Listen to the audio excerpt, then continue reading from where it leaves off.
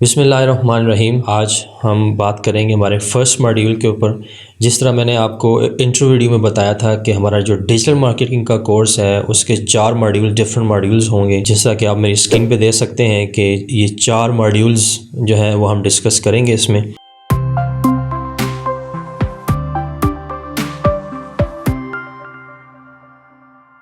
जो first module है वो हमारा मार्केटिंग बेसिक्स के ऊपर है, जिसमें हम ये जानेंगे कि what is marketing, what is digital marketing and what is the difference between the digital and traditional marketing. फिर इसके अलावा हम जो कस्टमर जर्नी है इसके ऊपर हम स्टडी करेंगे कि कस्टमर जर्नी क्या होती है, कितने टाइप के कस्टमर होते हैं और उनके लिए हमने किस किस्म के एड्स डिफरेंट कस्टमर के लिए हमने बनाने होते हैं और डिफरेंट स्टेजेस के लिए हमने किस तरह डिफरेंट एड्स हमने डिज़ाइन करने होते हैं। इसी तरह हम सेकंड मॉड्यूल में डिस्कस करेंगे कि डिजिटल प्रेजेंस जो है वो हमने किस तरह देनी है। डिफरेंट सोशल मीडिया प्लेटफॉर्म के अंदर हमने अपना जो ग्राफिक कंटेंट है और वीडियो कंटेंट है वो हमने किस तरह पोस्ट करना है और अपने एक ख़ास किस्म के बिज़नेस और प्रोजेक्ट के लिए कौन सा सोशल मीडिया प्लेटफॉर्म है जो इफ़ेक्टिव है। तो ये सारी चीज़ें हम सेकंड मॉड्यूल में डिस्कस करेंगे। इसके बाद हमारा थर्ड मॉड्यूल होगा, that is very very important, जिसके अंदर हम लाइव एक मार्केटिंग स्ट्रेटजी बनाएंगे। कोई एक बिज़नेस, एक प्रोजेक्ट हम सेलेक्ट कर लेंगे। वो आप अगर किसी ख़ास किस्म का बिज़नेस या किसी ख़ास किस्म के प्रोजेक्ट के ऊपर अगर आप चाहते हैं कि इसके ऊपर स्ट्रेटजी बनाई जाए तो आप नीचे कमेंट बॉक्स के अंदर आप अपना कोई भी प्रोजेक्ट, कोई भी बिज़नेस इसमें शेयर कर सकते हैं। तो उसमें से मैं रैंडमली कोई एक टॉपिक सेलेक्ट कर लूँगा, उसके ऊपर हम एक मार्केटिंग स्ट्रेटजी बनाएंगे और रियल टाइम में हम देखेंगे कि एक मार्केटिंग स्ट्रेटजी बनती किस तरह है, उसके कौन कौन से फेजेज़ होते हैं और किस किस्म के सोशल मीडिया प्लेटफॉर्म और टूल्स और टेक्निक्स और हम इसके अंदर यूज़ करेंगे। तो it will be a step by step process जिसको हम रियल टाइम में लेकर चलेंगे। और फोर्थ और लास्ट मॉड्यूल हमारा होगा जिसके ऊपर हम रिपोर्टिंग एंड प्रेजेंटेशन की बात करेंगे कि हमने ये सारी कैंपेन डिज़ाइन करने के बाद, इसके रिजल्ट्स आने के बाद इसको हमने किस तरह एनालाइज करना है, इसके एनालिटिक्स को हमने किस तरह रिपोर्ट की फॉर्म में कन्वर्ट करना है और अपने क्लाइंट को किस तरह एक अट्रैक्टिव वे में हमने प्रेजेंट करना है। तो ये 4 मॉड्यूल्स हमारे होंगे जिसके ऊपर हम वन बाय वन स्टडी करेंगे। अभी चलते हैं हमारे फर्स्ट मॉड्यूल की तरफ जो है it is relevant to marketing basics, जिसके अंदर हम मार्केटिंग के बारे में जानेंगे। So first of all we have to define what is marketing.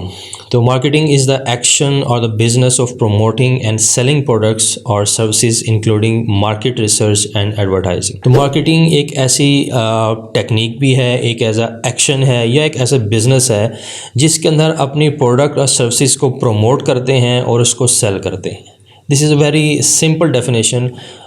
जितनी भी डेफिनेशन मार्केटिंग की इस वक्त अवेलेबल हैं, तो मैंने कोशिश किया जो सबसे सिंपल और इजी टू अंडरस्टैंड हो वो डेफिनेशन मैंने सेलेक्ट की है ताकि आपको इसमें समझने में आसानी हो। एक क्वेश्चन आपके जहन में हो सकता है कि हमने तो अपनी प्रोडक्ट और सर्विस को सेल करना है और इसके लिए हम इसकी मार्केटिंग की डेफिनेशन क्यों पढ़ रहे हैं, डिजिटल मार्केटिंग की डेफिनेशन क्यों पढ़ रहे हैं, इसकी बेसिक थ्योरी या कॉन्सेप्ट क्यों पढ़ रहे हैं।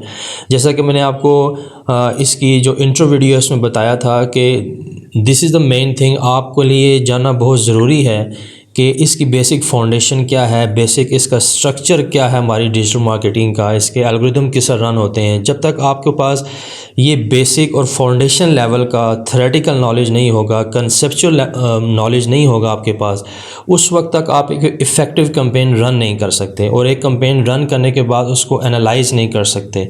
और एनालाइज करने के बाद अगर आपको रिक्वायर्ड रिज़ल्ट अगर नहीं मिलते तो आपने अपनी स्ट्रेटजी को किस तरह बदलना है, आपने फ्लॉज कैसे तलाश करने हैं कि आपकी कैंपेन के अंदर और स्ट्रेटजी के अंदर क्या इश्यूज़ हैं, क्या फ्लॉज हैं, किस चीज़ को बदलने से, किस अप्रोच को यूज़ करके हम इन फ्लॉज को फिक्स कर सकते हैं, अपने पोटेंशियल कस्टमर तक पहुंच सकते हैं।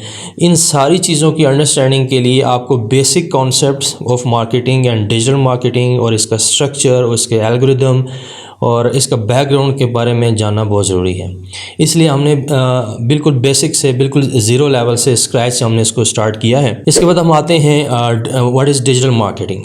अब digital marketing it's also called an online marketing is the promotion of brands to connect with potential customer using the internet and other forms of digital communication. जिस तरह हमने देखा कि डिजिटल मार्केटिंग की डेफिनेशन के अंदर भी असल ऑब्जेक्टिव तो हमारा किसी भी प्रोडक्ट और सर्विस को प्रमोट करना या उसको सेल करना है। डिजिटल मार्केटिंग में डिफरेंस ये आता है, इसके लिए जो मीडियम यूज़ किया जाता है, इसके लिए जो मीन यूज़ किया जाता है, वो डिजिटल होता है। एक जनरल मार्केटिंग के अंदर, ट्रेडिशनल मार्केटिंग के अंदर जो टूल्स और मीडियम यूज़ किए जाते हैं वो ट्रेडिशनल होते हैं, जबकि डिजिटल मार्केटिंग के अंदर आप डिजिटल टूल्स जो है वो इस्तेमाल करते हैं। अभी हम इन दोनों को कंपेयर करते हैं कि ट्रेडिशनल मार्केटिंग और डिजिटल मार्केटिंग में क्या डिफरेंस है। ट्रेडिशनल मार्केटिंग में जो इससे पहले हमारा ट्रेंड था, डिजिटल मार्केटिंग के आने से पहले जो हमारी मार्केटिंग होती थी, या अब भी कुछ सेक्टर्स के अंदर या कुछ प्रोजेक्ट्स, कुछ बिजनेस ऐसे हैं जो ट्रेडिशनल वे में मार्केटिंग कर रहे हैं, अभी तक वो डिजिटल मार्केटिंग की तरफ शिफ्ट नहीं हुए। तो वो कौन से मीन्स और मीडियम्स और टूल्स और प्लेटफॉर्म्स हैं जिनको वो यूज़ करके वो ट्रेडिशनल मार्केटिंग करते हैं। जैसा कि आप स्क्रीन के ऊपर देख रहे हैं, जो हमारी ट्रेडिशनल मार्केटिंग होती है उसमें फ़र्स्ट ऑफ़ ऑल न्यूज़पेपर्स होते हैं, यानी कि आपकी जो प्रोडक्ट है, जो सर्विस है, आप उसके एड्स जो है वो न्यूज़पेपर में थ्रो करते हैं, पब्लिश करते हैं। और न्यूज़पेपर की अब आप इसको साथ साथ कंपेयर करते जाएं कि आप ख़ुद इसको एनालाइज़ करें कि कितने लोग हैं, कितनी पॉपुलेशन है हमारी, उसमें न्यूज़पेपर कितने लोग पढ़ते हैं हम में से। आप अपने इर्द गिर्द में देखें, अपनी फैमिली में देखें, अपने फ्रेंड जोन में देखें, तो न्यूज़पेपर रीडर जो है वो बहुत लिमिटेड से हैं। और दूसरी चीज़ ये है, जब न्यूज़पेपर के अंदर आपने एक पोस्ट लगानी हो, अपना एक ऐड लगाना हो, तो वो बहुत एक्सपेंसिव होता है और उसकी एक स्पेसिफिक आपको स्लॉट मिलती है। और जितनी बड़ी स्लॉट लेंगे, जितना बड़ा आपका ऐड होगा, उसके रेट्स, उसके चार्जेस जो है उस हिसाब से ज़्यादा होंगे। इसी तरह आप अगर उसके फ्रंट पेज के ऊपर कोई ऐड लगाते हैं, या सेकंड या थर्ड पेज के अंदर या क्लासिक ऐड लगाते हैं, तो उसके चार्जेस भी उस हिसाब से ज़्यादा होते हैं। और फिर उसका एक तो मैंने कहा उसका रीडर बहुत कम है, उसको पढ़ने वाले बहुत कम हैं। और दूसरी चीज़ ये है कि जब न्यूज़पेपर के थ्रू आप ऐड थ्रो करते हैं तो आप इसको मेजर भी नहीं कर सकते कितने लोगों ने इसे पढ़ा है, कितने लोगों ने नहीं पढ़ा। दूसरी चीज़, इसी से मिलती जुलती मैगज़ीन्स हैं। डिफरेंट मैगज़ीन्स के अंदर आप अपनी प्रोडक्ट और सर्विसेज को उसके ऐड लगाते हैं, उसकी एक ब्रीफ इंट्रो देते हैं, अपने फ़ीचर्स वगैरह उसमें बता देते हैं। तो बाय यूजिंग मैगज़ीन भी आप देख लें कितने लोग हैं, कितने उसके रीडर हैं जो मैगज़ीन के थ्रू पढ़ रहे हैं। और सेम इशू जिस तरह न्यूज़पेपर के अंदर है वो मेजरेबल नहीं है, इसी तरह मैगज़ीन के ऊपर जो आपने ऐड दिया है आप उसको मेजर नहीं कर सकते कितने लोगों ने इसको पढ़ा है, और जो मैसेज आप कन्वे करना चाह रहे हैं वो मैसेज प्रॉपर कन्वे भी हुआ है या नहीं हुआ। और दूसरी बात ये है, अगर इसमें 1 लाख लोगों ने भी आपका मैगज़ीन पढ़ा है तो यू डोंट नो कि वो 1 लाख अफराद जो हैं वो जो आपकी प्रोडक्ट और सर्विस है वो उसके बायर है भी हैं या नहीं है। फॉर एग्जांपल, आपकी प्रोडक्ट है वो रेलिवेंट है एक फ़ीमेल कॉस्मेटिक के साथ, कोई ऐसी प्रोडक्ट है, ब्यूटी प्रोडक्ट है, क्रीम है, लोशन है, इस किस्म की प्रोडक्ट है, तो वो किसी मैगज़ीन में अगर जब आप ऐड लगाते हैं तो अब वो ज़रूरी नहीं है कि वो सारी फ़ीमेल्स ही वो मैगज़ीन पढ़ रही हों, या वो सारी यंग लेडीज़ ही वो मैगज़ीन पढ़ रही हों जिनको इस आपकी प्रोडक्ट की ज़रूरत है। तो इसलिए आप इसको नैरो डाउन नहीं कर सकते, टारगेटेड मार्केटिंग इसके अंदर आप नहीं कर सकते। इसी तरह जो थर्ड पोर्शन है वो आप देख लें, फ्लायर और ब्रोशर हैं। आज भी ये ट्रेंड है कि बहुत सारे बिजनेसेस, बहुत सारे प्रोजेक्ट्स जो हैं वो अपनी मार्केटिंग ब्रोशर्स के ज़रिए और फ्लायर्स के ज़रिए करते हैं। आपने अपने इर्द गिर्द में देखा होगा कि आपके शॉप्स के ऊपर, ऑफिस के अंदर या आपके घरों में भी ऐसे फ्लायर्स और ब्रोशर्स डिस्ट्रीब्यूट होते हैं, जिसमें कोई बिज़नेस हो, फॉर एग्जांपल कोई फूड पांडा है, पिज़्ज़ा शॉप है, या कोई ऐसा रेस्टोरेंट है, या कोई ऐसी कपड़े की दुकान है, तो वो जब अपना लोकल मार्केटिंग करते हैं तो वो एक फ्लायर बना लेते हैं, एक ब्रोशर बना लेते हैं, उसके अंदर अपना ब्रांड का नाम होता है, उसके अंदर कौन कौन सी प्रोडक्ट्स उसके अंदर हैं और उसकी प्राइस लिस्ट क्या है, ये सारी चीज़ें एक फ्लायर के अंदर बनाई जाती हैं, डिज़ाइन की जाती हैं, फिर इसको डोर टू डोर डिस्ट्रीब्यूट किया जाता है। अब डिस्ट्रीब्यूट करने के बहुत सारे तरीके हैं, या आप कोई टीम हायर करते हैं और उस टीम को आप पे करते हैं, वो डोर टू डोर जाके एक ख़ास एरिया में आपकी जो सराउंडिंग है, आपकी जो बिज़नेस लोकेशन है उसके सराउंडिंग में, नियरेस्ट में वो टीम जो है उसको डिस्ट्रीब्यूट कर देगी। या जो लोग न्यूज़पेपर सेल करते हैं, आप उनको कुछ पे करते हैं, वो आपका ब्रोशर्स और आपके फ्लायर्स जो हैं वो न्यूज़पेपर में डाल के वहाँ पे फेंक देते हैं। तो ये अब देख लें कितनी हेक्टिक जॉब है। एक तो सबसे पहले सारे कंटेंट को डिज़ाइन करना, फिर इसकी डिज़ाइनिंग कॉस्ट अलग है, फिर इसकी प्रिंटिंग कॉस्ट अलग है, फिर इसकी जो डिस्ट्रीब्यूशन है उसकी कॉस्ट अलग है। अब फिर जिन लोगों को आपने डिस्ट्रीब्यूशन के लिए दिया उनकी एफिशिएंसी कितनी है वो आप मेजर नहीं कर सकते। वो कितने लोगों को उन्होंने वाकई ही डिस्ट्रीब्यूट किया है, जितनी ऑडियंस को आपने बोला था कि इतने घरों में, फॉर एग्जांपल 2000 घरों में या 5000 घरों में इसको ड्रॉप करना है, आप इसको मेजर नहीं कर सकते उन्होंने ड्रॉप किया भी है या नहीं किया। इसमें कोई ट्रांसपेरेंसी नहीं है, कोई ये मेजरेबल नहीं है। और इसके अंदर वक्त कितना दरकार है 2000 अफराद तक आपका ब्रोशर पहुंचाने के लिए। तो ये सारे मसाइल इस ट्रेडिशनल मार्केटिंग के अंदर आते हैं। इसी तरह हम नेक्स्ट हमारे पास एक सोर्स है बिल बोर्ड्स का। आप देखते हैं बहुत बड़े बड़े साइन बोर्ड्स और बिल बोर्ड्स आप देखते हैं मुख्तलिफ मेन रोड्स के ऊपर, मेन चौक्स के ऊपर, जीटी रोड के ऊपर, एक्सप्रेस वेज के ऊपर। आल्दो इसका हम ये नहीं कह सकते इसका बिल्कुल एडवांटेज नहीं है, इसका कुछ फ़ायदा नहीं है। इमेज बिल्डिंग के लिए और ब्रांडिंग के लिए ये किसी हद तक हेल्पफुल होते हैं कि अगर आपका बिज़नेस लोकल है, आपका कस्टमर लोकल है, तो आप अपने बिज़नेस की ब्रांडिंग के लिए आप बिल बोर्ड यूज़ कर सकते हैं। और इसके अलावा पोस्टर्स हैं, पोल बैनर्स हैं, क्रॉस बैनर्स हैं, इस तरह की चीज़ें जो हैं आप यूज़ कर सकते हैं अपनी ब्रांडिंग के लिए। लेकिन अगेन उसमें जब आप कंपेयर करते हैं कि उस पर कॉस्ट कितनी लगती है, उस कितने अफराद उस बिल बोर्ड को देखेंगे, कितनी ट्रैफिक उस रोड के ऊपर है, आप पूरे एक मंथ की ट्रैफिक कैलकुलेट कर लें और फिर उस बिल बोर्ड के ऊपर आपका एक बैनर लगाने के उसकी जो रेंटल कॉस्ट है वो कितनी है, आप इसको कैलकुलेट कर लें, तो किसी भी हवाले से ये कोई ज़्यादा इफ़ेक्टिव या एफिशिएंट जो है ये टूल नहीं है। इसी तरह नेक्स्ट आप देखेंगे टीवी एड्स हैं। आपको आइडिया होगा कि टीवी एड्स जो कमर्शियल एड्स चलते हैं during your dramas and plays, तो आप देखते हैं वो they are very very expensive. यानी कि अगर आप एक 30 सेकंड की स्लॉट भी लेते हैं और एक हफ़्ते के लिए आपका एक ऐड चलता है 30 सेकंड की स्लॉट के ऊपर, और अगर वो बिज़ी आवर्स के अंदर है तो आप लाखों रुपया, सम टाइम करोड़ों रुपया उसका पे करते हैं। इट विल डिपेंड कि किस चैनल के ऊपर आप इसको इस ऐड को लगा रहे हैं।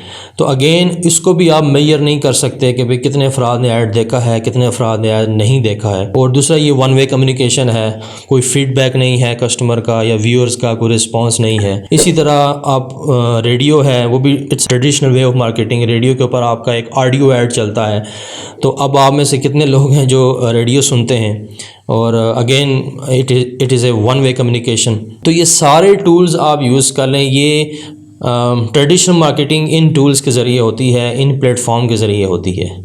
इनको अगर मैं समराइज़ करूं ट्रेडिशनल मार्केटिंग को, इसमें जो सबसे बड़ा फ्लॉ है वो ये है कि ये मेजरेबल नहीं है।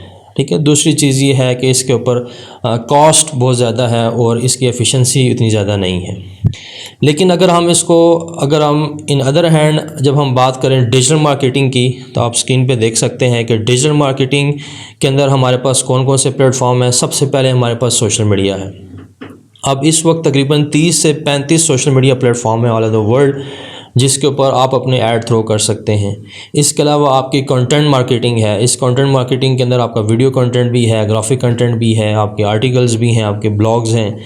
फिर इसके अलावा ईमेल मार्केटिंग है। ईमेल मार्केटिंग के ज़रिए आप न्यूज़लेटर सेंड कर सकते हैं, लोगों के ईमेल्स गैदर करके उनको आप डेली बेसिस के ऊपर, वीकली बेसिस के ऊपर न्यूज़लेटर भेज सकते हैं, फिर उसका रिस्पॉन्स आप चेक कर सकते हैं। इसी तरह वीडियो प्रोडक्शन है, आप वीडियो ऐड बना सकते हैं, शॉर्ट ऐड बना सकते हैं, लॉन्ग ऐड बना सकते हैं, और ये वीडियो आप अपने डिफरेंट सोशल मीडिया प्लेटफॉर्म के अंदर जो है वो आप अपलोड कर सकते हैं। और तीसरी एसईओ है, search engine optimisation. Google ads बनाकर मुख्तलिफ कीवर्ड्स के ऊपर अपनी वेबसाइट को या अपने बिजनेस पेज को आप ऑप्टिमाइज़ कर सकते हैं। अब ये जितने टूल्स जो डिजिटल मार्केटिंग के अंदर मैंने आपको गिनवाए हैं, ये इसके अलावा भी बेशुमार टूल्स हैं जिनको आप यूज़ करके डिफरेंट प्लेटफॉर्म्स के अंदर आप अपना कंटेंट थ्रो कर सकते हैं। अब डिजिटल मार्केटिंग के अंदर क्या फ़ायदा है?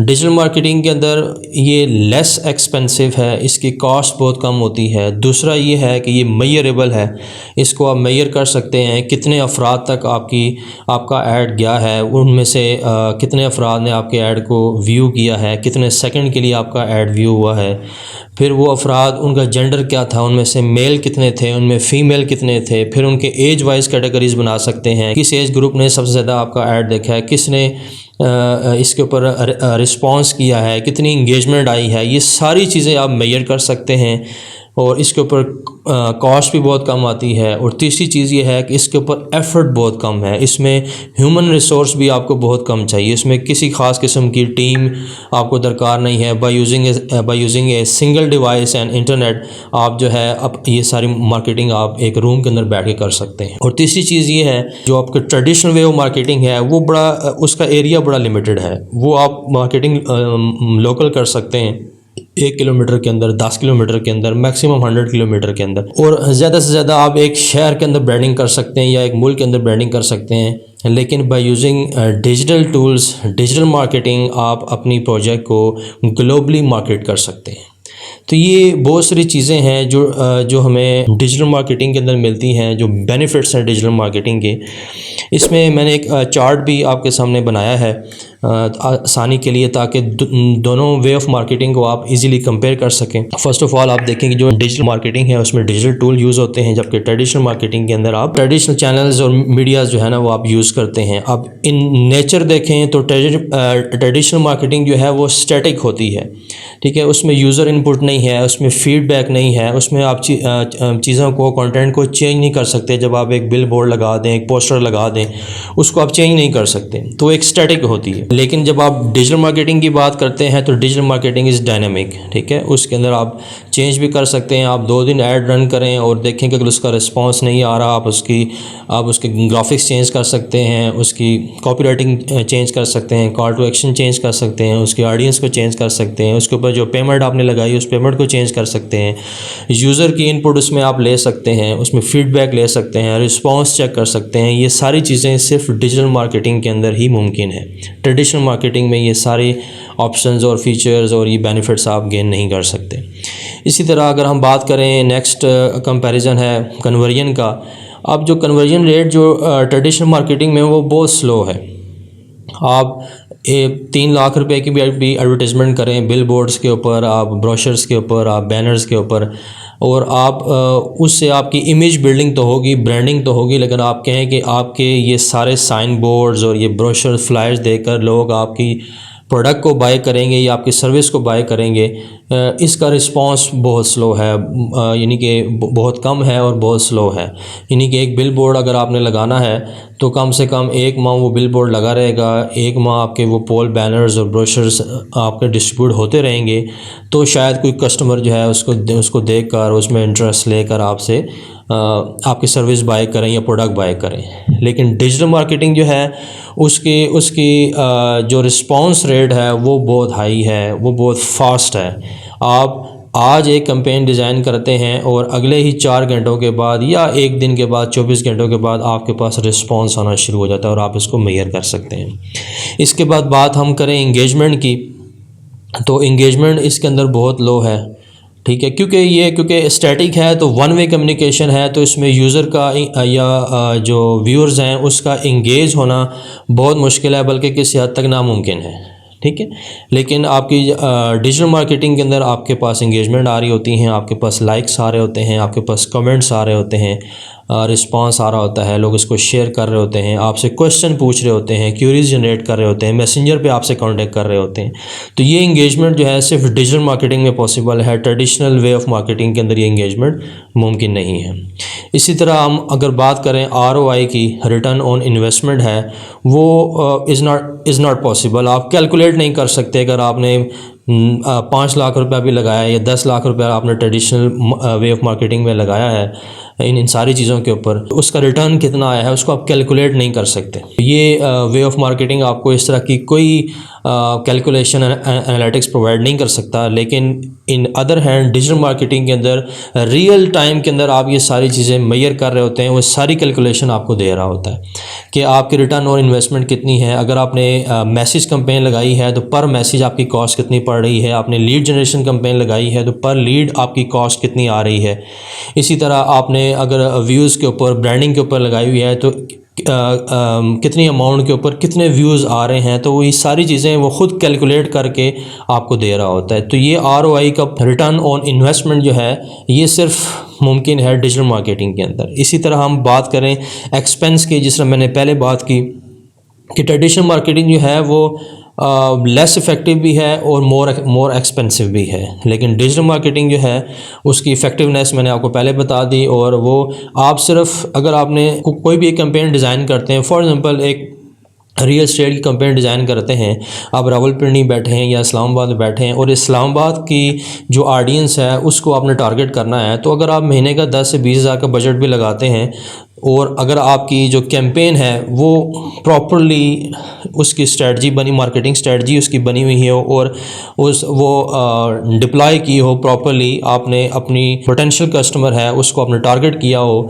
तो आप मंथली 10 से 20 हज़ार के अंदर या 30 हज़ार के अंदर एक अच्छे खासे पोटेंशियल लीड जो है इसके ऊपर जनरेट कर सकते हैं। लेकिन इतना बजट अगर आप ट्रेडिशनल मार्केटिंग के ऊपर लगाएं तो आप जो है इसके, मैं नहीं ख्याल कि कोई एक सिंगल कस्टमर भी आप इतने बजट के साथ जनरेट कर सकें। इसके अलावा जिस तरह मैंने रीच की बात की, जो ट्रेडिशनल मार्केटिंग है उसकी रीच जो है वो सिर्फ लोकल है, एक लिमिटेड एरिया के अंदर है, जबकि आप डिजिटल मार्केटिंग के ऊपर जाएं तो आपकी रीच जो है वो ग्लोबल है। आप कोई एरिया सेलेक्ट कर सकते हैं, आप अपने एड्स को यूके में चला सकते हैं, यूएसए में, कनाडा में, ऑस्ट्रेलिया में, यूएई के अंदर, जिस दुनिया के जिस भी रीजन के अंदर आप ऐड चलाना चाहें तो आप वो ऐड चला सकते हैं। इसमें कोई लिमिट नहीं है, ठीक है। तो इसकी जो रीच है वो ग्लोबल है, लोकल नहीं है। इसके बाद अगर हम बात करें रिज़ल्ट की, जिस तरह मैंने पहले भी आपको बताया कि इसका जो ट्रेडिशनल वे ऑफ मार्केटिंग है, इसका जो रिज़ल्ट्स हैं वो काफ़ी देर बाद आते हैं, इसमें काफ़ी डिले होता है। लेकिन डिजिटल मार्केटिंग के अंदर आप जो रिज़ल्ट्स हैं वो अब रियल टाइम में कैलकुलेट कर रहे होते हैं कि अगर आपने अभी ऐड लगाया है तो अगले 1 घंटे के अंदर कितने अफराद तक ऐड पहुंचा है, उसकी रीच कितनी गई है, उसके इम्प्रेशंस कितने आए हैं, उसके ऊपर कॉस्ट कितनी लग रही है, पर लीड कॉस्ट कितनी आ रही है, ये सारी कैलकुलेशन, इसके एनालिटिक्स जो हैं वो रियल टाइम में आप देख रहे होते हैं। तो ये अब इस सारे कंपैरिजन को आप देखें तो आप देखें कि ये कितना बड़ा ह्यूज डिफरेंस है एक ट्रेडिशनल मार्केटिंग के अंदर और डिजिटल मार्केटिंग के अंदर। इसलिए अभी जो लेटेस्ट जितने बिज़नेस हैं और जितने भी आपके प्रोजेक्ट्स हैं वो इस मीडिया की तरफ शिफ्ट हो रहे हैं, तमाम डिजिटल मार्केटिंग के ऊपर आ रहे हैं। पाकिस्तान में ये ट्रेंड बहुत स्लो है, जिस तरह के आपको मालूम है कि हर टेक्नोलॉजी जो है वो जब वेस्ट में आती है और वहाँ पर वो एक्सरसाइज 8 से 10 साल एक्सरसाइज होती है तो उसके बाद पाकिस्तान में आती है। लेकिन कुछ अरसे से इसके ऊपर बहुत काम हो रहा है, डिजिटल मार्केटिंग के ऊपर काम हो रहा है। बहुत सारी कंपनीज़ और बहुत सारी ख़ास तौर पर आफ्टर कोविड जो है बहुत से लोग इस पर स्विच हुए, उनको ये अवेयरनेस मिली कि हम अपने लोकल बिज़नेस को किस तरह हम ऑनलाइन लेकर आ सकते हैं और इसके क्या फ़ायदे हैं, और बाय यूजिंग डिजिटल मार्केटिंग जो है वो अपने बिज़नेस को इम्प्रूव कर सकते हैं, ग्रो कर सकते हैं और वो बड़ा स्पीडी जो है वो ग्रो कर सकते हैं। तो this is why we are discussing this topic digital marketing and we are learning digital marketing. अच्छा, इसके बाद आते हैं कस्टमर टाइप्स के ऊपर। ये आप डेली रूटीन के अंदर, अपनी डेली लाइफ के अंदर आप इसको एक्सपीरियंस करते हैं। अब इसको याद रखें, इसको अंडरस्टैंड करना, अब आपके जहन में क्वेश्चन हो सकता है कि ये डिफरेंट टाइप के जो कस्टमर्स हैं ये हम क्यों पढ़ रहे हैं, इसका क्या ताल्लुक़ है एक ऐड बनाने के साथ या एक मार्केटिंग स्ट्रेटजीज बनाने के साथ। तो इसका बहुत गहरा ताल्लुक़ है इसका। याद रखें कि जब तक आप अपने कस्टमर को नहीं जानेंगे आप एक अच्छी और इफ़ेक्टिव जो है मार्केटिंग स्ट्रेटजी नहीं बना सकेंगे। कोई भी मार्केटिंग स्ट्रेटजी बनाने के लिए, कोई भी बिज़नेस या प्रोजेक्ट आप जब मार्केट करते हैं तो उसके लिए अगर आपको ये नहीं मालूम कि आपका कस्टमर कौन है, आपके कस्टमर का बिहेवियर, मिजाज क्या है, उसके इंटरेस्ट क्या हैं, जब तक आप ये नहीं जानेंगे आप अपनी प्रोडक्ट को सेल नहीं कर सकेंगे। इसलिए इसको मैं थोड़ा सा एक्सप्लेन करूँगा कि कितने किस्म के कस्टमर्स होते हैं या उनके माइंड सेट कितने किस्म के होते हैं, कितनी टाइप्स होती हैं कस्टमर की। पहले हम इसको स्टडी करेंगे, फिर हम इसको इंटीग्रेट करेंगे कि जब ये इतने मुख्तलिफ़ अक़साम के, मुख्तलिफ़ टाइप्स के हमारे जो कस्टमर हैं, फिर इनके लिए मार्केटिंग स्ट्रेटजी जो है वो किस तरह बनाई जाए। सबसे पहले आप स्क्रीन पर देख रहे हैं कि जो सबसे पहली टाइप है वो है द इन्फॉर्म्ड कस्टमर्स। अब इन्फॉर्म्ड कस्टमर वो कस्टमर होते हैं, आपने अपनी डेली लाइफ के अंदर, रूटीन के अंदर देखा होगा कि कुछ कस्टमर ऐसे होते हैं जिनके पास एक अच्छी खासी इन्फॉर्मेशन होती है जो वो चीज़ परचेज़ करना चाहते हैं। जब वो किसी स्टोर के अंदर, किसी शॉपिंग मॉल के अंदर जब वो जाते हैं तो उनके पास जो प्रोडक्ट उन्होंने परचेज़ करनी है उसके हवाले से उनके पास अच्छी खासी इन्फॉर्मेशन होती है, इसलिए वो इन्वेस्टिगेट करते हैं हर चीज़ को, हर प्रोडक्ट को। फॉर एग्ज़ाम्पल अगर किसी ने स्मार्टफोन लेना है, ठीक है, तो वो जब वो जाके देखेगा उसको बेसिक इन्फॉर्मेशन है कि स्मार्टफोन क्या होता है, उसमें किस किस्म के फ़ीचर्स होते हैं, जो मेरी रिक्वायरमेंट है उसके लिए कितनी रैम चाहिए, उसके लिए कितनी इसकी स्पेस चाहिए, मेमोरी कितनी चाहिए, कैमरा कितना चाहिए, प्रोसेसर उसका कितना चाहिए, उसे ये इन्फॉर्मेशन होती है। तो वो जब वो जाएगा किसी मोबाइल शॉप के अंदर तो वो सबसे पहले उसके फ़ीचर्स देखेगा कि इस मॉडल के अंदर कौन से फ़ीचर हैं, इसके अंदर कैमरा कितना लगा हुआ है, इसमें अंदर मेमोरी कितनी है, इसकी बैटरी कितने एम्पेयर्स की है। वो ये सारी चीज़ें उसको चेक करेगा, उसको इन्वेस्टिगेट करेगा। फिर वो चेक करेगा ये जो फ़ोन है इसकी फ़ीडबैक क्या है, इसकी रेटिंग कितनी है। वो ये सारी चीज़ें चेक करने के बाद फिर वो किसी एक मॉडल के ऊपर जो है वो कन्विंस होगा, सेटिस्फाई होगा और उसको वो बाय करेगा। तो इस किस्म के जो कस्टमर होते हैं उसको हम कहते हैं ये इन्फॉर्म्ड कस्टमर हैं। उनके पास एक बेसिक इन्फॉर्मेशन या एक मतलब किसी कोई एक अच्छी खासी इन्फॉर्मेशन उनके पास होती है। दूसरी टाइप जो होती है वो होती है अनडिसाइडेड कस्टमर्स की। ये वो कस्टमर होते हैं जिनके पास बड़ी एक थोड़ी सी बेसिक लेवल की इन्फॉर्मेशन होती है और वो थोड़े कन्फ्यूज़ होते हैं। वो ये डिसीजन नहीं कर पाते कि वो कौन सी प्रोडक्ट परचेज़ करें और कौन सी प्रोडक्ट परचेज़ ना करें। अब ऐसे कस्टमर्स के लिए जो डीलर है या जो सेल्स पर्सन है उसको ये उसकी एक्सपर्टीज़ होती हैं, ये उसकी स्किल होती है कि वो किस तरह उसको सेटिस्फाई करे, उसको कन्विंस करे कि हमारी प्रोडक्ट उसने किस तरह परचेज़ करनी है। ये लोग जब शॉपिंग मॉल में या किसी शॉप के अंदर इंटर होते हैं तो इन्वेस्टिगेट ये भी करते हैं, ये भी जो डिफरेंट किस्म के मॉडल्स होते हैं या प्रोडक्ट्स होती हैं उनको देखते हैं, उनके फीचर्स पढ़ते हैं, उनके मैनुअल्स देखते हैं, ठीक है। लेकिन वो डिसीजन नहीं कर पाते कि इनमें से कौन सी प्रोडक्ट परचेज़ करें और कौन सी नहीं। इसलिए उनके पास वो इतने वेल इन्फॉर्म नहीं होते कि उनकी रिक्वायरमेंट क्या है, उनकी रिक्वायरमेंट किस लेवल की है और उनकी रिक्वायरमेंट को मीट विद करने वाला मॉडल कौन सा है, मीट विद करने वाली प्रोडक्ट कौन सी है। इस सतह की, इस लेवल की इन्फॉर्मेशन नहीं होती। वो सिर्फ ये कंपेयर कर रहे होते हैं कि जो अवेलेबल प्रोडक्ट्स या अवेलेबल मॉडल्स या अवेलेबल वर्जन अवेलेबल हैं वो उसमें कंपेयर कर रहे होते हैं, इसमें कंपैरेटिवली बेहतर कौन सा है, बेटर कौन सा है। उसके बाद जिसके ऊपर भी उनका ज़हन ठहरता है वो उसको परचेज़ कर लेते हैं, उसको बाय कर लेते हैं। तो ये अनडिसाइडेड होते हैं, थोड़े कंफ्यूज्ड माइंड लोग होते हैं।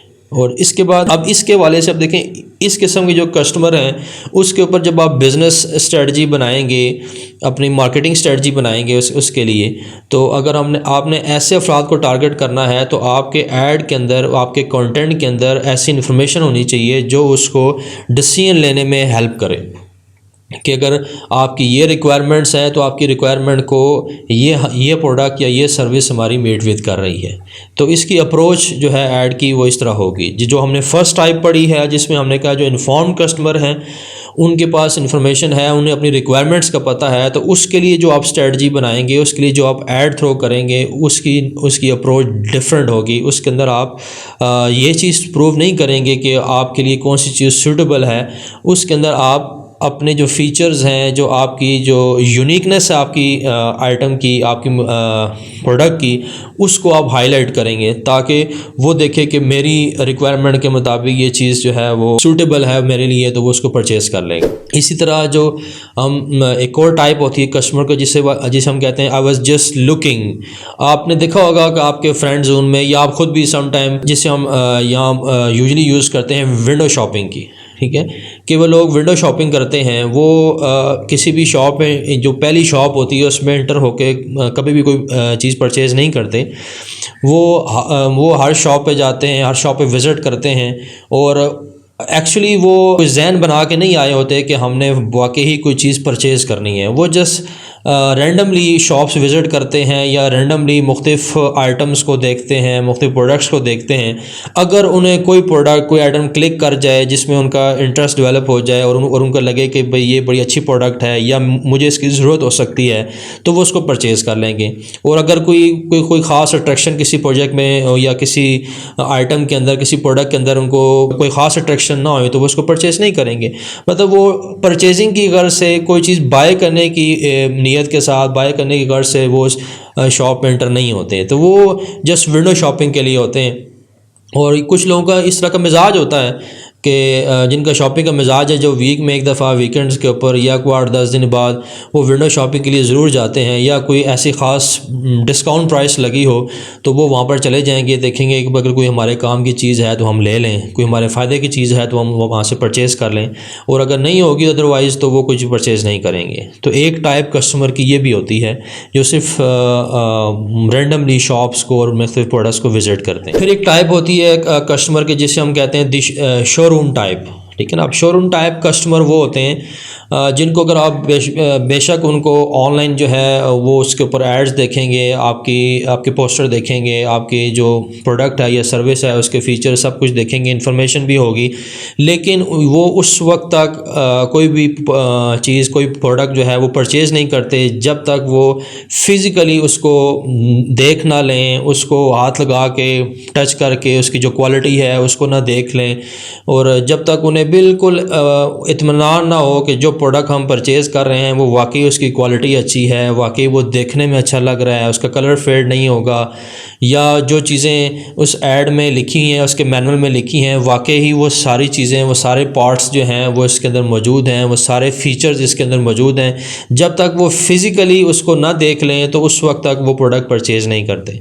तो उनके लिए शोरूम का विज़िट करना या उस शॉप का, उस बिज़नेस स्पॉट का विज़िट करना ज़रूरी होता है। उन अफराद को बेशक आप जितने मर्ज़ी एड्स थ्रो कर दें, जितने मर्ज़ी उनको उस प्रोडक्ट इन्फॉर्मेशन आप जो है बता दें, उसके फ़ीचर्स बता दें, लेकिन जब तक वो फ़िज़िकली जाके वहाँ विज़िट नहीं करेंगे और फ़िज़िकली जाके उसको देखेंगे नहीं और सारी चीज़ों को महसूस नहीं करेंगे, उसको ऑब्ज़र्व नहीं करेंगे फ़िज़िकली, तब तक जो है वो चीज़ परचेज़ नहीं करेंगे।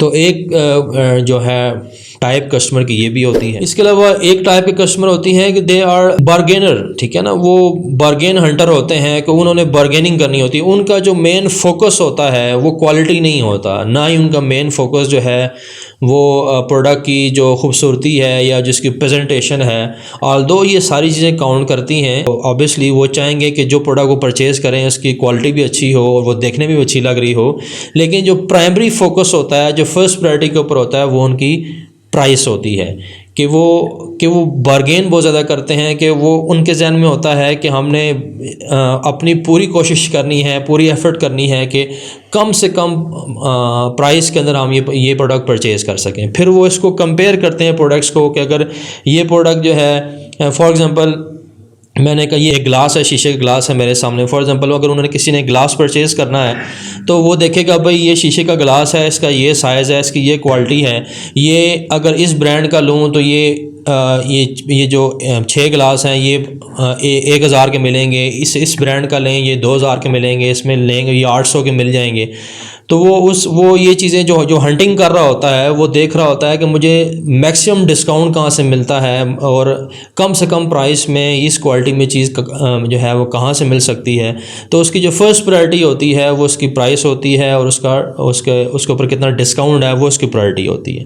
तो अब इस किस्म के जो कस्टमर हैं, जब आपने इनके लिए कोई मार्केटिंग स्ट्रेटजी बनानी होती है तो उस ऐड के अंदर अब आप इन चीज़ों को पिक कर रहे होंगे कि उस ऐड के अंदर अगर आप फीचर्स बताते रहें कि इसमें ये भी फ़ीचर है, इसमें ये भी फ़ीचर है, इसके अंदर जो है इसका कैमरा इतना है, इसकी मेमोरी इतनी है, इसकी क्वालिटी इतनी है, इसकी लाइफ इतनी है, ठीक है ना, किसी भी प्रोडक्ट की, तो उन्हें इन चीज़ों में इंटरेस्ट नहीं है। वो फ़र्स्ट ऑफ़ ऑल इसका ऊपर जो प्राइस टैग है वो देखेंगे कि इसकी प्राइस कितनी है, और अगर उन्हें लगा कि भाई इससे कम प्राइस में चीज़ हमें किसी और प्लेटफॉर्म से मिल रही है, किसी और शॉप से मिल रही है, किसी और ऑनलाइन स्टोर से मिल रही है, तो वो कभी भी ऐसे परचेज़ नहीं करेंगे। तो अगर आपने ऐसे कस्टमर को, ऐसी ऑडियंस को टारगेट करना है तो आपका जो प्राइमरी फोकस होना चाहिए, जो आपके ऐड का फोकस होना चाहिए, वो उसके डिस्काउंट के ऊपर होना चाहिए। आपने इस तरह की उसकी जो कॉपी राइटिंग है, उसका जो पोस्टर है, इस तरह डिज़ाइन करना है कि उनको लगे कि वो एक मिनिमम कॉस्ट के ऊपर ये आइटम जो है वो परचेज़ कर रहे हैं। इसके अलावा एक टाइप होती है डिटरमाइंड कस्टमर्स की। ये मोस्टली वो कस्टमर होते हैं जिन्हें ब्रांड का पता होता है कि हमने कौन सा ब्रांड लेना है, जिनको क्वालिटी का पता होता है, जिसकी प्राइस क्या है इसका पता होता है, वो वेल इन्फॉर्म्ड होते हैं, और मोस्टली ये रिपीटेड कस्टमर होते हैं जो ऑलरेडी वो प्रोडक्ट, उस ब्रांड की वो प्रोडक्ट या सर्विस परचेज़ कर चुके होते हैं, उससे वो सेटिस्फाई होते हैं। वो जस्ट उनकी जब ज़रूरत दोबारा होती है, दोबारा वो उस ब्रांड शॉप पे जाते हैं और वहाँ से अपनी जो रिक्वायर्ड प्रोडक्ट है वहाँ से परचेज़ कर ले होते हैं। उन्हें पता होता है मैंने कौन सा मॉडल परचेज़ करना है, मैंने कौन सी प्रोडक्ट परचेज़ करनी है, कौन सा वेरिएंट जो है वो मैंने सेलेक्ट करना है, और कौन सा ब्रांड सेलेक्ट करना है, और उसकी कॉस्ट कितनी होगी, ये सारी इन्फॉर्मेशन के पास होती है। वो जस्ट उसमें उस शॉप पे या स्टोर पे विज़िट करते हैं, चाहे वो ऑनलाइन स्टोर है चाहे वो फिज़िकल स्टोर है, विज़िट करते हैं, वहाँ से अपनी रिक्वायर्ड प्रोडक्ट को परचेज़ कर लेते हैं। तो ये 6 टाइप्स होती हैं कस्टमर की। तो इसमें इन्फॉर्म कस्टमर भी हैं, इसमें अनडिसाइडेड कस्टमर भी हैं, इसमें विंडो शॉपिंग वाले भी हैं, इसमें शोरूम टाइप कस्टमर भी हैं, इसमें बार्गेन हंटर भी हैं और इसमें डिटरमाइंड कस्टमर भी हैं।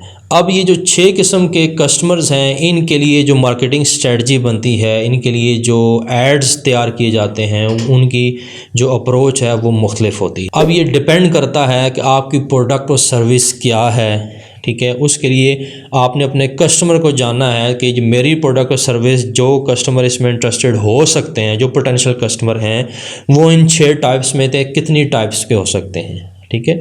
तो आपने फिर उस हिसाब से अपनी जो स्ट्रेटजी है, मार्केटिंग स्ट्रेटजी, वो आपने बनानी होती है और आपने इसको रन करना होता है। इसके बाद आते हैं हम मार्केटिंग फ़नल के ऊपर। अब जिस तरह के आपने 6 टाइप्स ऑफ कस्टमर देख लिए हैं, मैंने आपको कहा हर जो कस्टमर टाइप है उसके लिए हम अलग स्ट्रेटजी भी बना सकते हैं, या हम एक ऐसा ऐड और एक ऐसी मार्केटिंग स्ट्रेटजी बनाएं जिसमें हम 2-3 ऐड्स उसके अंदर हम बनाएं, उस ऐड सेट के अंदर जिसमें ये सारी चीज़ें कवर हो रही हैं, वो सारे टाइप ऑफ कस्टमर जो हैं वो उसमें टारगेट हो रहे हैं। अब इसको हम जब मार्केटिंग स्ट्रेटजी बनाते हैं तो उसमें हम एक फ़नल का कॉन्सेप्ट आता है कि हम, ऐसा नहीं होता कि आपने कोई भी आइटम है, कोई प्रोडक्ट है, कोई बिज़नेस है, उसका आपने एक ऐड बनाया और पहला ऐड आपने बनाया, उसके ऊपर बताया भाई ये हमारी प्रोडक्ट है, ये ब्रांड नेम है, ये उसकी प्राइस है, ये उसके कुछ फ़ीचर्स हैं, ठीक है, ये इसके बेनिफिट्स हैं, और वो ऐड आपने थ्रो कर लिया और लोग उसको इंगेजमेंट दी और उसके ऊपर लोगों ने वो प्रोडक्ट आपकी परचेज़ करना शुरू कर दी। ऐसा नहीं होता। आप खुद इसको एक्सपीरियंस करें कि जब आपके सामने कोई एक ऐड आता है और आपने पहली दफ़ा उस ब्रांड का नाम सुना है, आपको नहीं पता ये ब्रांड कौन चला रहा है, क्या है, आपका प्रीवियस कोई एक्सपीरियंस नहीं है, कोई हिस्ट्री नहीं है आपके पास, या किसी ने आपको रेफ़र नहीं किया, या किसी आपके जानने वाले ने कभी उस प्रोडक्ट को यूज़ नहीं किया, तो आप फ़ौरन कभी भी वो आइटम, वो प्रोडक्ट परचेज़ नहीं करते।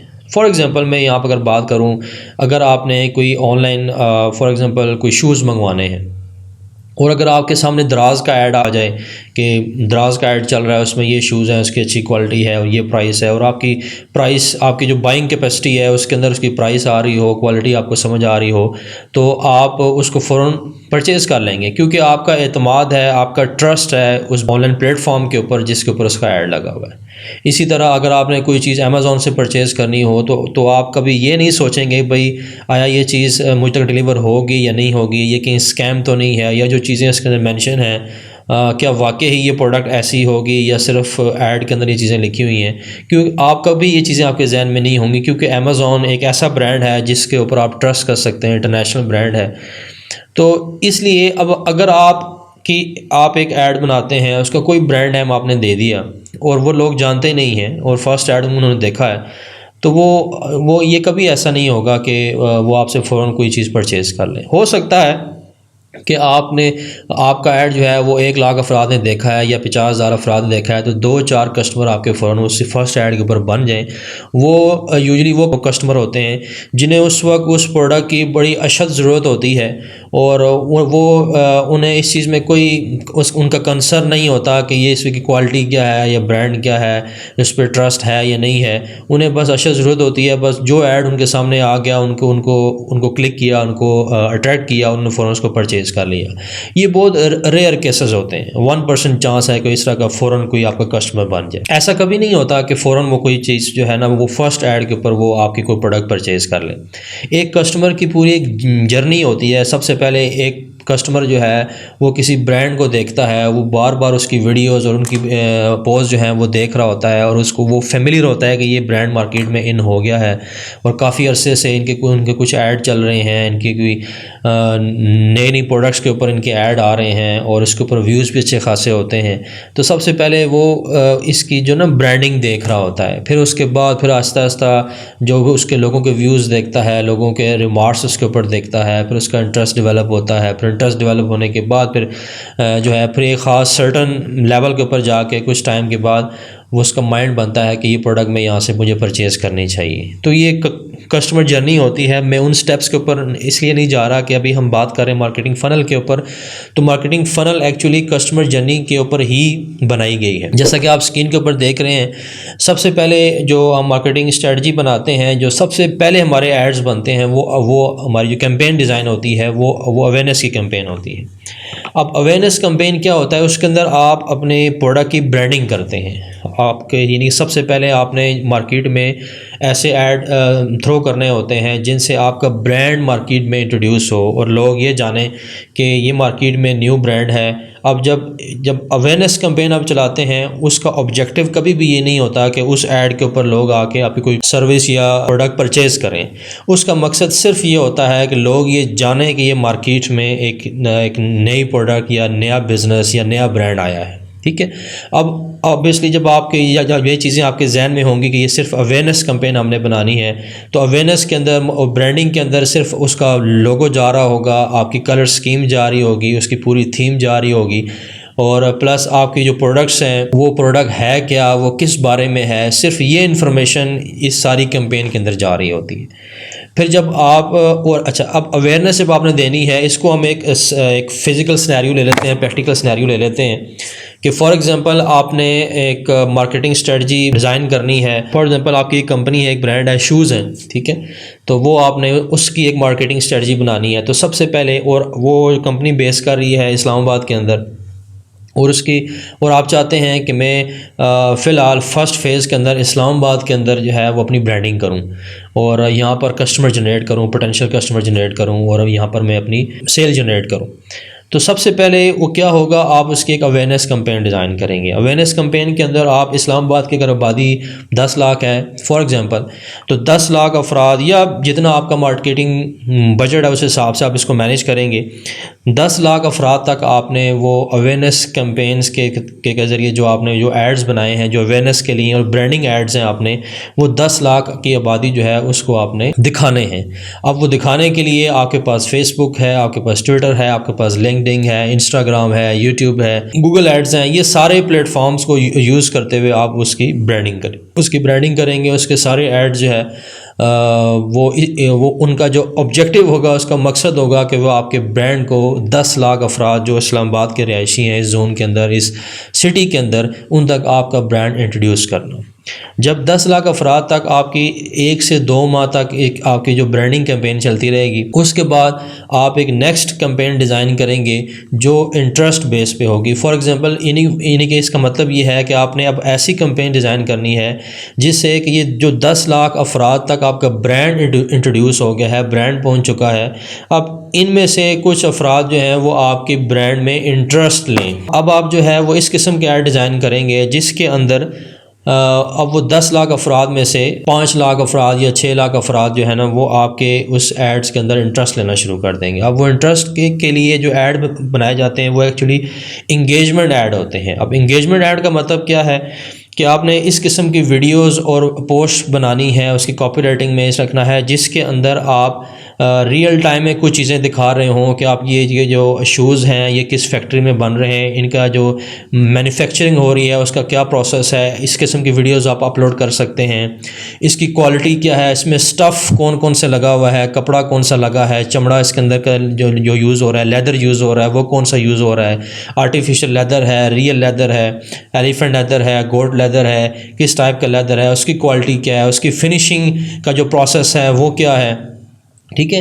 तो ये जो सारी चीज़ें हैं, अब ये इंगेजमेंट कंटेंट है। जो लोग इन 10 लाख अफराद में से जो लोग जो है इसमें इंटरेस्ट रखते हैं, और जिन लोगों का इंटरेस्ट है कि वो इस किस्म के शूज़ देखना पसंद करते हैं या वो परचेज़ करना चाहते हैं, तो वो आपके इंगेजिंग कंटेंट के अंदर इंगेज होंगे। अब वो अफराद जो हैं वो फॉर एग्ज़ाम्पल 10 लाख अफराद तक आपकी ब्रांडिंग पहुँची है, लेकिन जब आपने अगली कैंपेन डिज़ाइन की, इंगेजमेंट कैंपेन, तो अब ज़रूरी नहीं है, और ये होता भी ऐसा ही है कि 10 लाख अफराद में से मुश्किल से 5 लाख या 6 लाख अफराद या हो सकता है 2 लाख अफराद जो हैं आपकी जो इंगेजमेंट का कंटेंट है उसके अंदर इंगेज हों। अब इंगेज होने का मतलब है वो आपकी इंगेजमेंट पोस्ट को, इंगेजमेंट वीडियो को, वो उसको लाइक करेंगे, उस पर कमेंट देंगे, कोई फीडबैक देंगे, अपनी इनपुट देंगे, उसको शेयर करेंगे। तो ये जो सारी इंगेजमेंट आएगी, इसका मतलब ये है कि वो आपकी प्रोडक्ट के अंदर इंटरेस्ट ले रहे हैं। आपने क्या किया, 10 लाख अफराद तक ब्रांडिंग की। उन 10 लाख अफराद में से आपने 3 से 4 लाख अफराद फ़िल्टर कर लिए, जो उन 10 लाख अफराद में से आपके इंगेजमेंट जो एड्स हैं, जो कैंपेन्स हैं, उसके अंदर इंगेज हुए, जिन्होंने कोई रिस्पांस जनरेट किया वहाँ से। अब आपने क्या करना है, अब आपने जो बाकी 6 लाख अफराद हैं उनको आपने छोड़ देना है। ये जो 4 लाख अफराद जो इंगेज हुए हैं आपके कंटेंट के ऊपर, अब आपने नेक्स्ट फेज़ के अंदर अब आपने इनको रीटारगेट करना है। इन अफराद को आपने नेक्स्ट कैंपेन डिज़ाइन करके, नेक्स्ट ऐड डिज़ाइन करके इनको थ्रो करने हैं। अब वो ऐड जो हैं वो ऐड होते हैं, कंसिडरेशन ऐड होते हैं। वो कंसिडरेशन ऐड इस तरह होता है, उसके अंदर आप लीड जनरेट करते हैं, आप उसके अंदर यू कैन से उसमें कुछ वीडियो कंटेंट भी आप यूज़ कर सकते हैं, उसमें स्टैटिक पोस्ट कंटेंट यूज़ कर सकते हैं। लेकिन उस ऐड का जो थीम होता है, जो लेआउट होता है, या जो बेसिक ऑब्जेक्टिव होता है, वो ये होता है कि अब आपने मुख्तलिफ़ कंपनीज़ या मुख्तलिफ़ ब्रांड्स या उनके साथ एक कंपैरिजन देना होता है। यानी कि आपने उसके इतने फ़ीचर्स और इतनी चीज़ें उसके अंदर आपने उसमें शो करनी है, उसका ऐसा कंटेंट उसमें देना है, यानी थोड़ी सी इन डेप्थ नॉलेज आपने उस आइटम का देना है कि आपका जो कस्टमर है, जो पोटेंशियल कस्टमर है, जो पहले सिर्फ उसने आपके ब्रांडिंग ऐड देखे, उसके बाद आपके इंगेजमेंट ऐड देखे, अब इस लेवल के ऊपर जो है वो अपनी, अगर उसने कोई शूज़ परचेज़ करना है तो उसके जहन में 3 या 4 ब्रांड्स हैं, तो आपका ब्रांड उसकी कंसिडरेशन में आ जाए। अब वो आपके ब्रांड को भी कंसिडर करे कि भाई ये भी एक ऑप्शन है, इसको भी परचेज़ किया जा सकता है।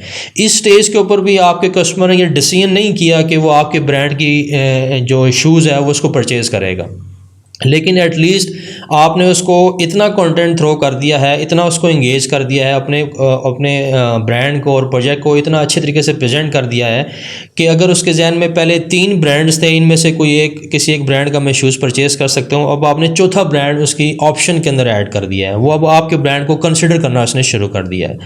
ठीक है, अब इस किस्म के ऐड में, कंसिडरेशन ऐड में, अब आप क्या करते हैं, जो इस वक्त मार्केट में कंपटीटर होते हैं या जो दूसरे शू ब्रांड्स आपके इस वक्त इस्लामाबाद में चल रहे होंगे, वो अपनी स्ट्रेटजीज किस तरह बना रहे हैं, किस तरह कैंपेन डिज़ाइन कर रहे हैं, किन चीज़ों के ऊपर वो फोकस कर रहे हैं, आपने वहाँ से उनको स्टडी करना है और पैरेलल में अपना जो ब्रांड है उसको उस तरह प्रेजेंट करना शुरू कर देना है। ठीक है, तो वो आपका वो फिर जो आपका जो पोटेंशियल कस्टमर है वो आपकी जो ब्रांड है उसकी कंसिडरेशन में आ जाएगा। इसके बाद नेक्स्ट फेज़ होता है आपका इंटेंट का और परचेज़ का। इसको मैं एक ही फेज़ में ले रहा हूँ। अब इस जब कंसिडरेशन के अंदर आता है तो उसके बाद अब अच्छा, इसी तरह जिस तरह ये फ़नल है ना, मैंने आपको बताया था कि अवेयरनेस आपने दी 10 लाख अफराद को, उसमें से जो आपके पास इंगेजिंग कस्टमर आया वो आपके पास थे 4 लाख अफराद। फिर इन 4 लाख अफराद को आपने रीटारगेट किया और कंसिडरेशन ऐड जो है वो आपने थ्रो किए। तो हो सकता है जो उसमें लोग आपके ब्रांड को कंसिडर कर रहे हैं, अपनी ऑप्शंस में ऐड कर रहे हैं, वो हो सकता है आपके 1 लाख अफराद हों। फिर उन 1 लाख अफराद के ऊपर आपको रीटारगेट करते हैं और आप उनको कन्वर्जन कैंपेन उनके ऊपर बनाते हैं। ठीक है, अब कन्वर्जन कैंपेन जो है वो किस तरह बनाई जाती है कि आप इस फेज़ के ऊपर जाके ऑडियंस से आपकी कंसिडरेशन की, उसको आप रीटारगेट करते हैं और रीटारगेट करके आप कोई डिस्काउंट थ्रो कर देते हैं, कुछ स्पेशल ऑफ़र थ्रो कर देते हैं। यानी कि वो कंसिडरेशन में वो चीज़ आ गई थी उसकी और फ़ौरन ही उसने कुछ दिनों के बाद आपकी ब्रांड का वो ऐड देखा कि आपके ब्रांड के ऊपर एक डिस्काउंट ऑफ़र लगी हुई है। उसकी ऑप्शंस में आप ऑलरेडी मौजूद थे, उसकी ऑप्शंस में आप ऑलरेडी मौजूद थे, और जो ही आपने कोई ऑफ़र थ्रो कर दी, कोई स्पेशल डे ऑफ़र आ गई, कोई 11/11 की ऑफ़र आ गई, कोई 14 अगस्त की ऑफ़र आ गई, कोई न्यू ईयर की ऑफ़र आ गई, कोई एक स्पेशल डिस्काउंट ऑफ़र आपने थ्रो कर दी, तो आपने 80% माइंडसेट उसका बना हुआ था। अब आपने इस ऑफ़र को देख के वो फ़ौरन उसको जो है वो एक्सेप्ट करेगा, वो फ़ौरन उस चीज़ को परचेज़ कर लेगा। तो ये एक स्टेप बाय स्टेप प्रोसेस होता है, कस्टमर जर्नी होती है। तो आपने मार्केटिंग स्ट्रेटजी जो है इस तरह आपको बनानी पड़ती है। आप वो इस तरह सबसे पहले आपने अवेयरनेस कैंपेन डिज़ाइन करनी होती है, उसके बाद इंटरेस्ट बेस्ड और इंगेजिंग कंटेंट डिज़ाइन करना होता है, उसके बाद कंसिडरेशन होती है, उसके बाद इंटेंट और परचेज़ आ जाता है। और इसके बाद एक चीज़ और होती है कि जब आप ये चीज़ें जो आपके कुछ कस्टमर जो है आपके प्रोडक्ट को परचेज़ कर लेते हैं या आपकी सर्विस को परचेज़ कर लेते हैं, उसके बाद आप एक और स्टेप होता है एडवोकेसी का। उसमें आप क्या करते हैं, जो कस्टमर आपसे परचेज़ उन्होंने कर लिया है, अब आप कुछ ऐड ऐसे थ्रो करते हैं, उनके फीडबैक लेते हैं कि वो जो प्रोडक्ट उन्होंने यूज़ की है तो उसका फीडबैक दें। वो फीडबैक आप रिकॉर्ड करते हैं, चाहे वो टेक्स्ट की फॉर्म में हो, इमेज की फॉर्म में हो, या सबसे अच्छा है कि वीडियो की फॉर्म में हो। तो वो फीडबैक जो है आप उन्हीं अफराद को जो जिनके ऊपर आपने अवेयरनेस कैंपेन दी है या इंगेजमेंट कैंपेन आपने रन की है, उनको वो ऐड थ्रो करते हैं, बूस्ट करते हैं, ताकि जो लोग अभी तक आपके इंटरेस्ट जोन के अंदर तो आए हैं लेकिन वो कन्वर्ट नहीं हुए, लेकिन जब दूसरे लोगों के व्यूज़ देखते हैं, फीडबैक देखते हैं, पॉजिटिव फीडबैक, ये प्रोडक्ट हमने परचेज़ की और we are satisfied with this brand and with this project, तो जब इस तरह के व्यूज़ और फीडबैक सुनते हैं तो वो थोड़ा सा उनका भी इंटरेस्ट लेवल इंक्रीज़ होता है और वो इंटरेस्ट के फेज़ से निकल कर कंसिडरेशन में और फिर परचेज़ के स्टेज के ऊपर आ जाते हैं। तो ये आपकी एक मार्केटिंग फ़नल है और इसके तहत अब इसके अंदर ये तो मैंने एक वे आउट बता दिया, एक स्टेप बाय स्टेप प्रोसेस बता दिया कि थ्योरेटिकली हमने एक स्ट्रेटजी जब बना रहे होते हैं तो उसके क्या स्टेप्स होते हैं या क्या फेजेस आते हैं। इसके बाद फिर हम मूव करेंगे, जब हम प्रैक्टिकली जब एक स्ट्रेटजी बनाएंगे तो मैं आपको बताऊंगा कि रियल टाइम के अंदर मैं आपको एक स्ट्रेटजी बना के दूंगा, एक ऐड कैंपेन डिज़ाइन करके दूंगा जिसमें ये सारी चीज़ें हम इसमें यूज़ कर रहे होंगे। ये मॉड्यूल हमारा कंप्लीट हुआ। इसके बाद नेक्स्ट वीडियो में हम सेकंड मॉड्यूल पे शिफ्ट करेंगे जिसके अंदर हम स्टडी करेंगे हमने अपने ब्रांड की, अपनी जो सर्विसेज हैं या प्रोडक्ट्स हैं या अपना ब्रांड है, उसको हमने सोशल मीडिया के ऊपर किस तरह अपीयरेंस देनी है, किन किन प्लेटफॉर्म्स के ऊपर देनी है। तो इंशाल्लाह ये हम बात करेंगे नेक्स्ट वीडियो के अंदर और सेकंड मॉड्यूल के अंदर। तब तक के लिए अल्लाह हाफ़िज़।